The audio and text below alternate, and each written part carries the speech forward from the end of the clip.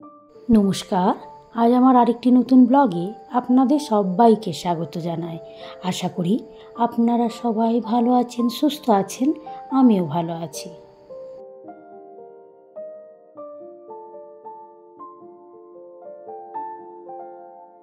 এখন সকাল 9টা মতো বাজে। চারিদিকটা দেখুন, রৌদ্রে ঝলমল করছে। আর এই শীতের হিমেল হাওয়া সঙ্গে এই মিঠে রোদটা অপূর্ব লাগে। শীতের সকালটাই হচ্ছে খুব মিষ্টি, মন মেজাজ একেবারে ফুরফুরে হয়ে যায়। আর এই যে আমাদের ডগিকে দেখতে পাচ্ছেন, ও সুন্দর মিঠে রোদ পোহাচ্ছে। তারও তো বলুন, জড়সড় দেহ আর মনকে সতেজ করতে হবে না? চলুন তবে আমরাও শীতের হিমেল হাওয়া আর মিঠে রোদ গায়ে মাখতে মাখতে চলে এসেছি রয়্যাল মার্টে। এখানে এখনও বেশ সুন্দর সাজানো গোছানো রয়েছে ক্রিসমাসের ডেকোরেশন আইটেমগুলো। এই যে আপনারা দেখতেই পাচ্ছেন ছোট ছোট ঘর আর এই স্যান্টাগুলোকে, কি সুন্দর লাগছে তাই না বলুন? আর এই জায়গাটাও জানেন বেশ সুন্দর সুন্দর চোখে লাগার মতন জিনিস রাখে।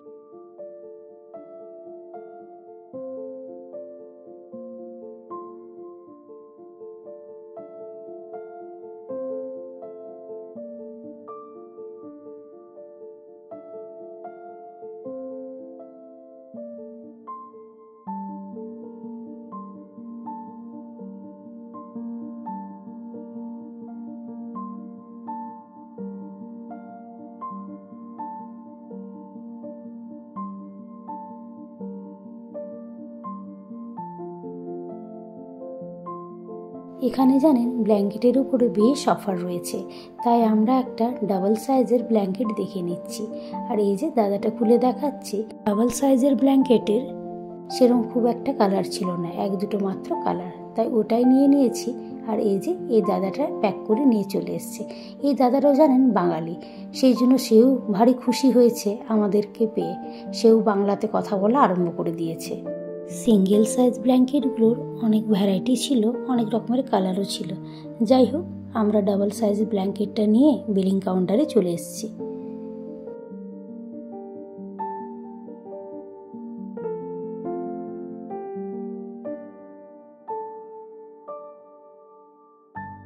শীতের আমেজে আজকে বানাচ্ছি বাঙালির অতি প্রিয় কড়াইশুঁটির কচুরি। অনবদ্য লাগে, সাথে যদি হয় আলুর দম। কড়াইশুঁটিগুলো নিয়ে নিয়েছি। এবার 3টে কাঁচা লঙ্কা আর একটা আদা নিয়ে নিয়েছি। এবার অল্প জল দিয়ে এটার একটা স্মুথ পেস্ট বানিয়ে নেব।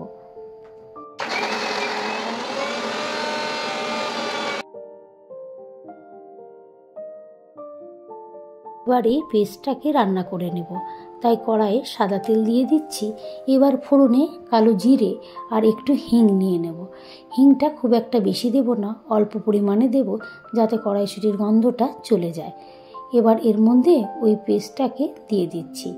এবার এটাকে ভালোভাবে নাড়ব।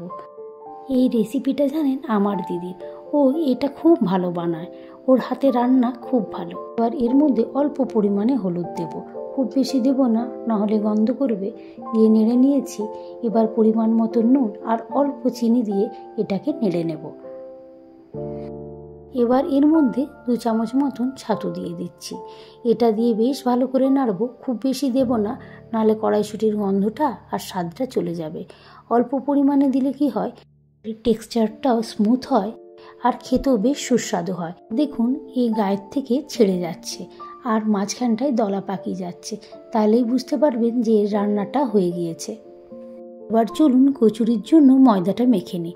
তো এই যে ময়দা আমি নিয়ে নিচ্ছি, দিয়ে এর মধ্যে পরিমাণ মতো নুন আর অল্প একটু চিনি দিয়ে এটাকে ভালো করে মিশিয়ে নেব। এবার ময়মের জন্য সাদা তেল আমি দিয়ে দিচ্ছি। এটাকে দিয়েও বেশ ভালো করে মিক্স করব।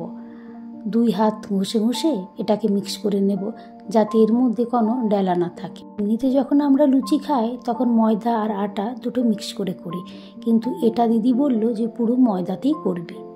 আর এই যে দেখুন ময়ম ঠিকঠাক হয়েছে, হাতে ডেলা করে আমি দেখিয়ে দিলাম। এবার এটাকে হালকা গরম জল দিয়ে মেখে নেব।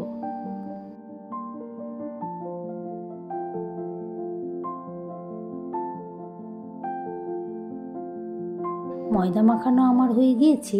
এবার উপরে সাদা তেল দিয়ে এটাকে ভালো করে মেখে আর ঢাকা দিয়ে রেখে দেব, খানিকক্ষণ রেস্টে থাক।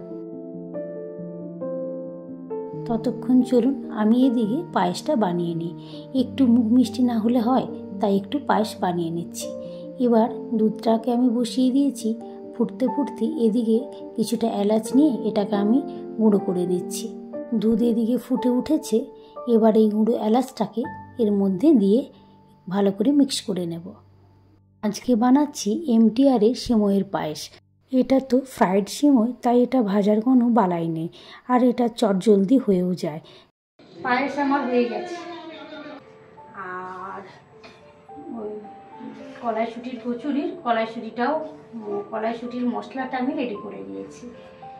এবার খালি লুচিটা করতে হবে, মানে ওই কচুরিটা করতে হবে, আর আলুর একটা তরকারি করব। এটা হয়ে গেছে। এবার একটু মিল্ক মেড এর মধ্যে দিয়ে দেব, আর চিনিটা দিয়ে নামিয়ে দেবো। ব্যাস, এটা একটু দিয়ে দেবো।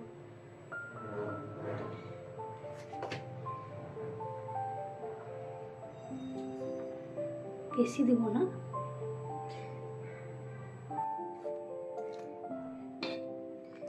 এক চামচ মতো চিনি দিব। 3 4।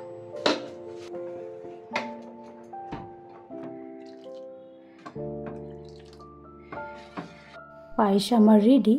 এবার চলুন আলুর দমটা করে নিই। তাই প্রেসারে কটা আলু আমি সেদ্ধ বসিয়ে দিচ্ছি। পরিমাণ মতন জল আর নুন দিয়ে সেদ্ধ বসিয়ে দিলাম। এবার তরকারিটা করার জন্য সর্ষের তেল আমি নিয়ে নিয়েছি। ফোড়নে দিলাম 2টো তেজপাতা, 2টো শুকনো লঙ্কা আর জিরে। এবার এর মধ্যে একটা টমেটোকে আমি দিয়ে দিচ্ছি। নেড়ে চেড়ে নিয়ে একটু ঢাকা দিয়ে দিলাম। এবার অল্প একটু নুন দিয়ে দেব। এবার এর মধ্যে কিছুটা আদা বাটা আমি দিয়ে দিচ্ছি। এটাকে দিয়েও বেশ ভালো করে নেড়ে নেব। এবার এর মধ্যে পরিমাণ মতন হলুদ, পরিমাণ মতন লঙ্কার গুঁড়ো আর পরিমাণ মতন একটু জিরের গুঁড়ো দিয়ে এটাকে নেড়ে নেব। এবার এর মধ্যে কিছুটা কড়াইশুঁটি আমি দিয়ে নেড়ে নিচ্ছি। এবার এর মধ্যে অল্প পরিমাণে একটু চিনি দেব টকটাকে ব্যালেন্স করার জন্য। এবার এটাকে দিয়েও বেশ ভালো করে নেড়ে নিচ্ছি। এবার এর মধ্যে আগের থেকে সেদ্ধ করে রাখা আলুটাকে আমি দিয়ে ভালো করে কষিয়ে নেব। আর এর মধ্যে জল আমি দিয়ে দিচ্ছি গ্রেভিটা বানানোর জন্য। আলুটা তো আগের থেকে সেদ্ধ ছিল। এই যে আমার আলুর দম রেডি হয়ে গিয়েছে। দেখে অবশ্যই কমেন্ট করে জানাবেন। এবার কচুরিগুলোকে আমি বেলে নেব। এইভাবে কড়াইশুঁটির কচুরিটা করলে দেখেছি খুব ভালো হয় খেতে। পারলে আপনারাও এইভাবে বানিয়ে খেয়ে আমাকে জানাবেন কেমন হয়েছে কড়াইশুঁটির কচুরি। প্রথমে আমি কটা ময়দা দিয়ে বেলে দেখছিলাম বেশ কষ্ট হচ্ছিল, তাই পরেরগুলো আমি রিফাইন তেল দিয়ে বেললাম। বেলাটা বেশ তাড়াতাড়ি হচ্ছিল আর টেক্সচারটাও ভালো হচ্ছিল।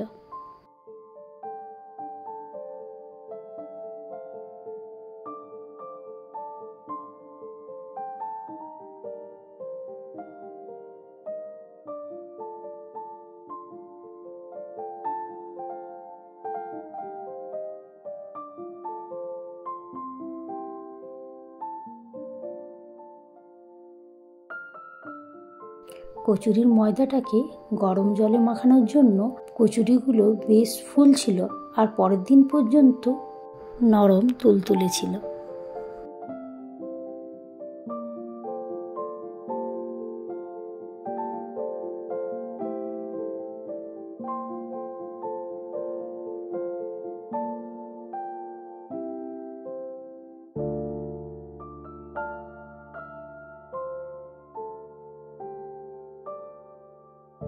এই যে পরিবেশন আমি করে দিয়েছি, কেমন হয়েছে অবশ্যই জানাবেন।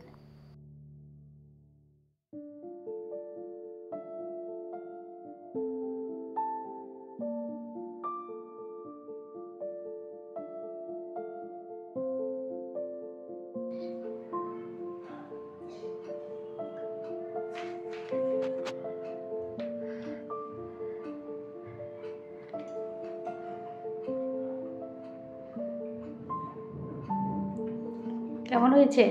ভালো হয়েছে। নুন ঝাল ঠিক আছে? হ্যাঁ। তরকারিটাও ভালো হয়েছে, ঝোল ঝোল মতন ভালো লাগছে।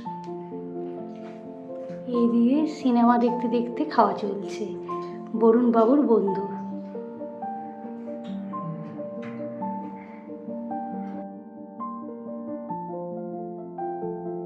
ভিডিওটা তাহলে আজকে এখানেই শেষ করছি। আর ভিডিওটা কেমন লাগলো অবশ্যই কমেন্টের মাধ্যমে জানাবেন। ভালো লাগলে একটা লাইক করে দেবেন। আর যারা এখনও সাবস্ক্রাইব করেননি তারা সাবস্ক্রাইব করে আমার পাশে থাকবেন। আপনারা সবাই ভালো থাকবেন, সুস্থ থাকবেন। আবার একটি নতুন ব্লগে দেখা হবে। নমস্কার।